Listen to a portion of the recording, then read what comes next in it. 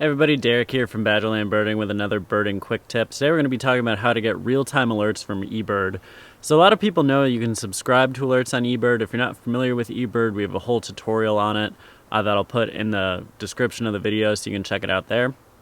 But a lot of people know you can subscribe to alerts there. So people report birds and you can see those alerts. So you can see the alerts and you can say how often you want those alerts. So you can say daily, or like hourly, and there's different things you can subscribe to. So you can't access this from the eBird app itself. So you have to go to eBird on your phone because the app is more for reporting stuff.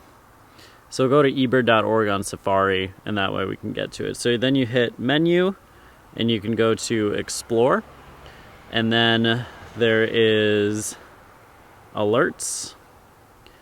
And then I have my alerts, so those are ones I'm subscribed to, so it emails me daily. But if I click the Your Needs for Wisconsin one, I can see real time. I go to sort by date, and then this will show me the latest updates. So some people I've encountered out in the field, and I'll be like, oh, this was reported, and they're like, oh, I haven't got my alert yet.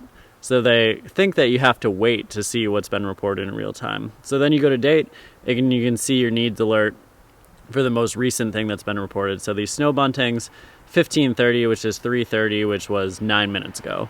So it's pretty cool when I'm out in the field. If I'm in a specific area, I'll go and say, hey, let me see if anything's been reported lately that I need. So you can check on your needs, rare bird alerts, and you can see it as soon as people post. The only thing is that if people aren't posting right away, it's not going to show up. So sometimes people like to eBird later in the day, and that kind of, prevents you from seeing something you would have seen earlier if they eBirded earlier, but that's how it goes. So that's how you can see the updates from eBird in real time. Hope you found this helpful. Do you have any other eBird tips and tricks? Let me know in the comments below. And thanks for watching. We'll see you next time on Badgerland Birding.